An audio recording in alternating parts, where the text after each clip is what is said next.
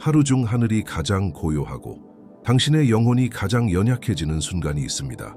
알림이 당신의 마음을 침범하기 전에, 걱정이 믿음보다 더 크게 소리치기 전에, 세상이 당신에게 무언가를 요구하기 전에, 바로 그 순간, 아직 하루가 막 태어나고 있을 때 운명이 정렬되고 보이지 않는 전투가 승리로 이끌리며 미래의 결정들이 형성되기 시작합니다. 많은 사람들은 아침을 서두르며 시작합니다. 그러나 소수는 항복하며 시작합니다. 그리고 그 차이가 모든 것을 바꿉니다. 하루에 첫 몇 분 동안 당신이 무엇을 하느냐에 따라 상황에 반응하며 살 것인지, 아니면 영적으로 그것들을 다스리며 살 것인지가 결정될 수 있습니다. 오늘 당신은 왜 아침 기도가 단순한 신앙 습관이 아니라 하늘의 전략인지 이해하게 될 것입니다.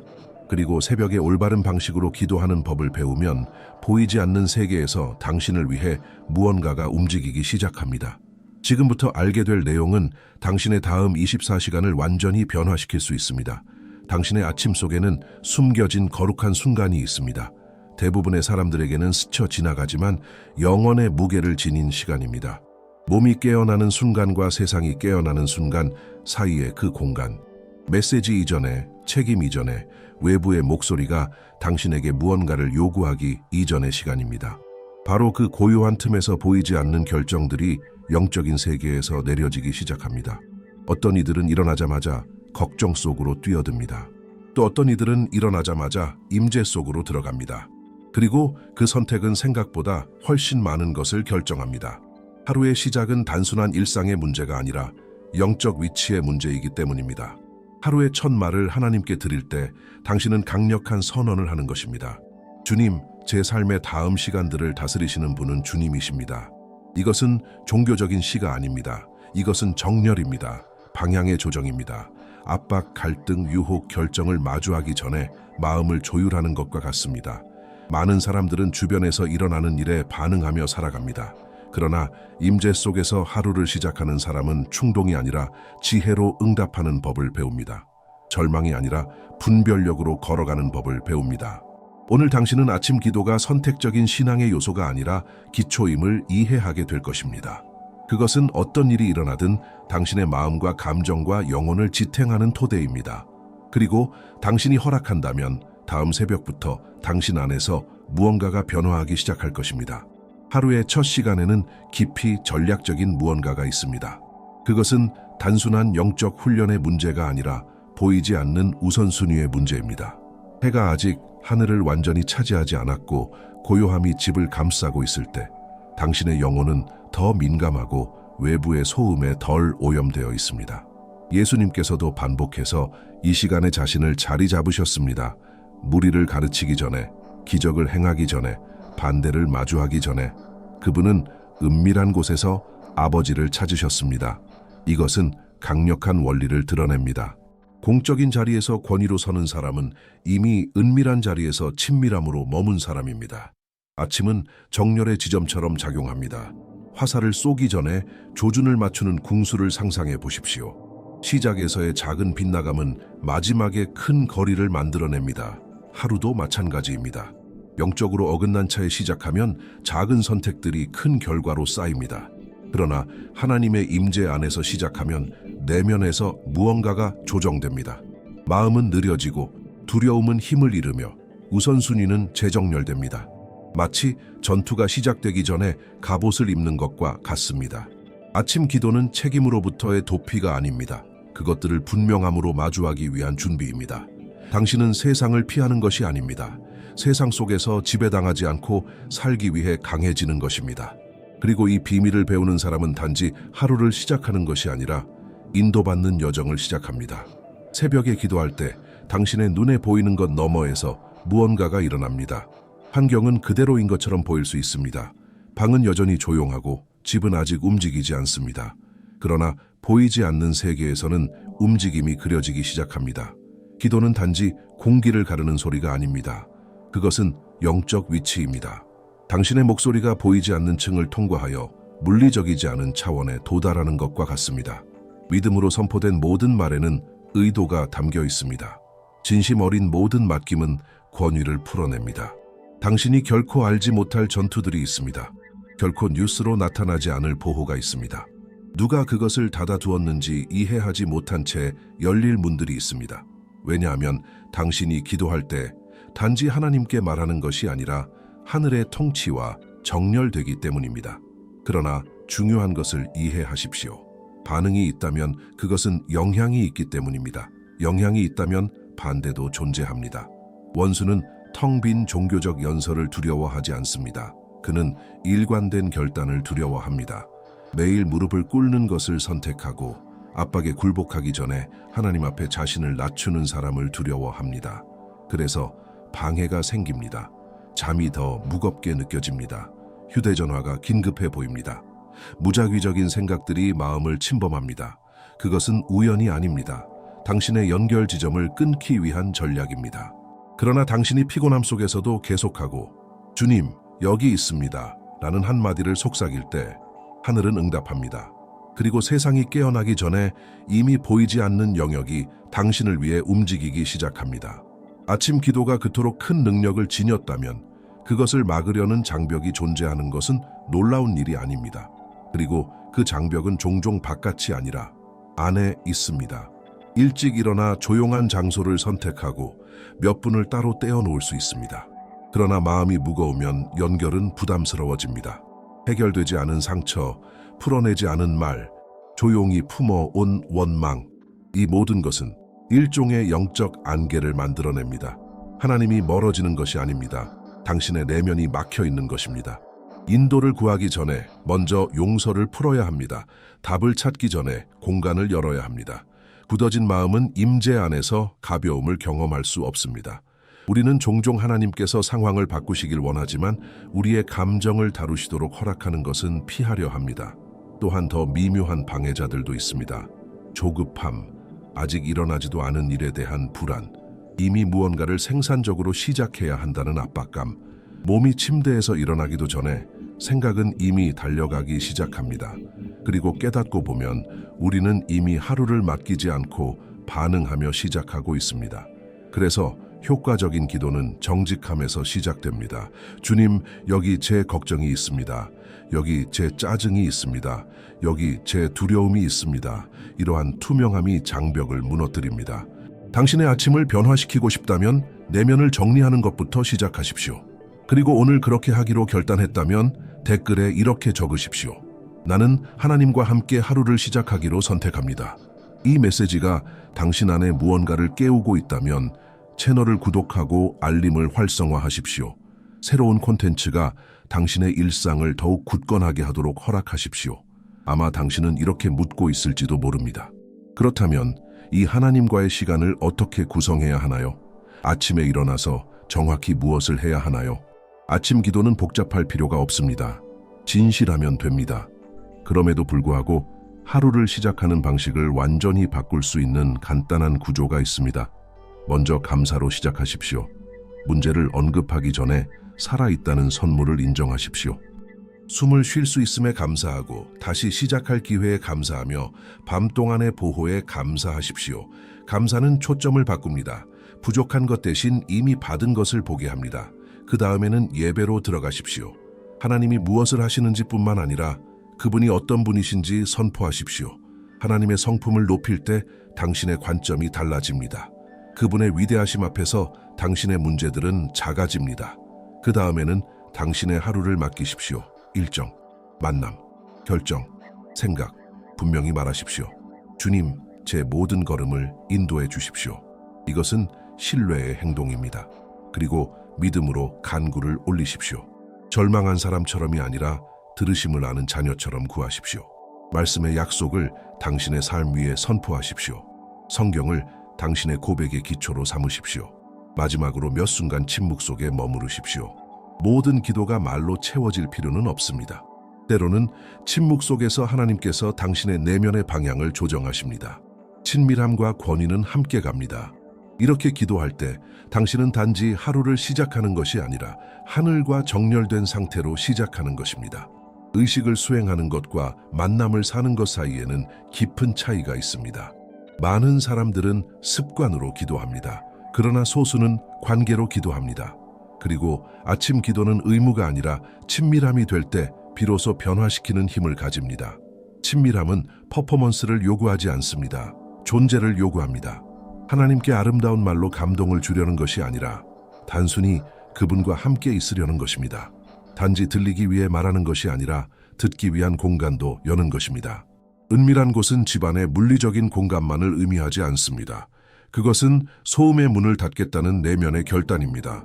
집이 단순하더라도, 시간이 짧더라도 하나님과의 그 독점적인 순간을 선택할 때 깊은 일이 일어납니다. 당신의 마음이 느려집니다. 그 느려짐 속에서 평소에는 지나쳤을 것들을 깨닫기 시작합니다. 태도의 조정, 부드러운 확신, 들리는 음성이 아니라 영안의 평안이나 경고로 오는 방향들. 친밀함은 승진시키기 전에 먼저 변화시킵니다. 하나님은 당신이 하루 동안 무엇을 할지에만 관심이 있으신 것이 아닙니다. 기도하는 동안 당신이 어떤 사람이 되어가고 있는지에도 관심이 있으십니다. 은밀한 곳에서 당신의 정체성이 다시 확인됩니다. 상황에 압박받는 사람이 아니라 자녀이며 돌보심을 받으며 인도받는 존재임을 기억하게 됩니다.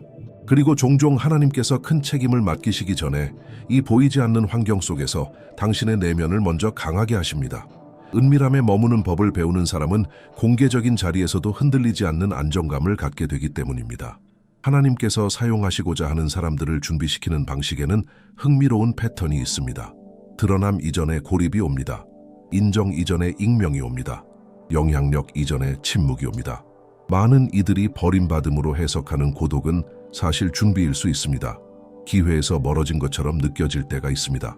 모두가 앞으로 나아가는 것처럼 보이는데 자신은 제자리에 머물러 있는 것처럼 느껴질 때가 있습니다. 그러나 바로 그 평범해 보이는 장면 속에서 하나님은 당신의 정체성의 깊은 층을 다루고 계십니다. 박수가 없을 때 당신은 자신의 진짜 동기를 발견합니다. 관중이 없을 때 하나님과의 관계 그 자체의 가치 때문에 충성하는 법을 배웁니다. 그리고 그것은 어떤 가시성도 만들어낼 수 없는 것을 씁니다. 바로 뿌리입니다. 광야는 길의 실수가 아닙니다. 과정의 일부입니다. 침묵 속에서 올바른 음성을 분별하는 법을 배웁니다. 방해가 없을 때 의존이 강화됩니다. 아무도 보고 있지 않을 때 성품은 더욱 정밀하게 빚어집니다. 오늘 당신이 고독의 계절에 있다고 느낀다면 잊혀졌다고 결론 짓지 마십시오. 아마 구조가 세워지고 있는 중일지도 모릅니다. 하나님께서 은밀함 속에서 형성된 사람을 드러내실 때 그는 이미 인간의 인정에 의존하지 않고도 굳게 설 수 있기 때문입니다. 고독은 당신의 확신을 깊게 합니다. 가면을 벗깁니다. 본질을 강하게 합니다. 그리고 때가 차면 당신은 준비되지 않은 채로 올라가지 않을 것입니다. 침묵 속에서 당신을 붙드신 분과 자신이 누구인지 아는 안정된 상태로 올라가게 될 것입니다. 고독 이후에는 종종 더 섬세한 시험이 찾아옵니다. 바로 굴욕입니다. 그리고 이것에 대해 말하는 것을 좋아하는 사람은 거의 없습니다. 누구도 오해받거나 거절당하거나 낮아지기를 원하지 않기 때문입니다. 그러나 하나님의 나라에서는 높아짐이 거의 항상 비움의 길을 먼저 통과합니다. 굴욕은 당신의 정체성이 어디에 놓여 있는지를 드러냅니다. 그것이 사람들의 의견 위에 세워져 있다면 모든 비판이 치명적으로 느껴질 것입니다. 모든 거절이 결정적인 공격처럼 느껴질 것입니다. 그러나 정체성이 하나님 안에 뿌리내려 있다면 이해받지 못할 때에도 안정적으로 서는 법을 배우게 됩니다. 옳은 일을 했음에도 불구하고 질문을 받을 때가 있습니다. 의도가 순수했음에도 이미지가 왜곡될 때가 있습니다. 그럴 때 자연스러운 충동은 자신을 방어하고 가치를 증명하며 강하게 반응하는 것입니다. 그러나 영적 성숙은 하나님이 당신의 변호자이심을 신뢰하는 것입니다.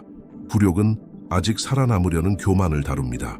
끊임없는 인정 욕구를 직면하게 합니다. 가치는 박수에 달려있지 않음을 가르칩니다. 이것은 아픕니다. 우리는 어릴 때부터 인정받기를 배우며 자라왔기 때문입니다. 그러나 이 과정을 지나면서 쓴뿌리가 자리 잡지 않도록 할 때 강력한 일이 일어납니다. 당신은 가벼워집니다. 더 이상 경쟁할 필요가 없습니다. 더 이상 증명할 필요가 없습니다. 모든 비판에 답할 필요도 없습니다. 십자가는 그 가장 큰 본보기였습니다. 영광의 길은 비움을 통과했습니다. 이 원리를 이해하는 사람은 참된 존귀가 쟁취되는 것이 아니라 때가 되어 주어지는 것임을 배우게 됩니다.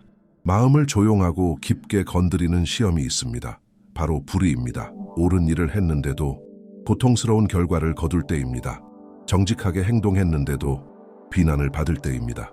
충실히 남아 있었는데도 거절로 보상받을 때입니다. 마땅히 받을 이유가 없는데 고통받는 것만큼 혼란스러운 일은 없습니다. 생각은 묻기 시작합니다. 이 가운데 하나님은 어디에 계신가? 마음은 논리를 찾으려 하지만 찾지 못합니다. 불의는 단지 상황을 상처 입히는 것이 아니라 균형 감각 자체를 흔들기 때문입니다. 바로 그 지점에서 당신의 신뢰가 정죄됩니다. 모든 것이 이해될 때 신뢰하는 것은 쉽습니다. 그러나 상황이 어긋나 보일 때 신뢰하는 것은 성숙한 믿음의 행동이 됩니다. 불의는 아무도 당신의 노력을 인정하지 않을 때에도 당신이 계속해서 정직을 지킬 것인지를 시험합니다. 쓰라림에 빠질 수 있는 상황에서도 깨끗한 마음을 유지할 것인지를 시험합니다. 이 과정에는 중요한 선택이 있습니다. 고통이 당신을 더 나은 방향으로 변화시키도록 허락할 것인지, 아니면 그것이 당신을 내면에서 굳어지게 하도록 둘 것인지입니다. 하나님은 불의한 사건을 낭비하지 않으십니다. 후퇴처럼 보이는 것이 방향 전환일 수 있습니다. 손실처럼 보이는 것이 아직 당신이 보지 못하는 무언가를 위한 전략적 자리매김일 수 있습니다. 해답은 복수가 아닙니다. 과도한 자기 방어도 아닙니다. 신뢰입니다. 모든 것을 다스리시는 분의 눈에 아무것도 놓치지 않는다는 신뢰입니다. 만약 당신이 이런 계절을 지나고 있다면 기억하십시오. 불의는 사람을 지연시킬 수는 있어도 신실하게 남아있는 자를 향한 하나님의 계획을 막을 수는 없습니다. 또 다른 시험이 있습니다. 조용하지만 깊이 도전적인 시험, 바로 지연입니다.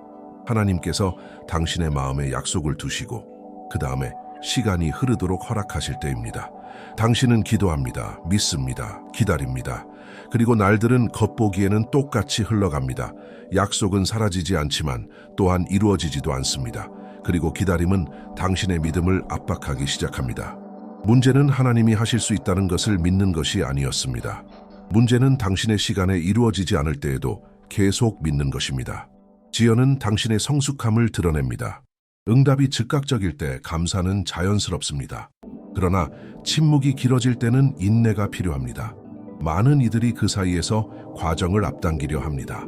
상황을 억지로 만듭니다. 지름길을 찾습니다. 하나님을 돕기 위해 충동적인 결정을 내립니다. 그러나 조급함에서 태어난 것은 신뢰에서 태어난 것과 같은 평안을 거의 지니지 않습니다. 기다림의 시간은 공허하지 않습니다. 그것은 형성의 시간입니다.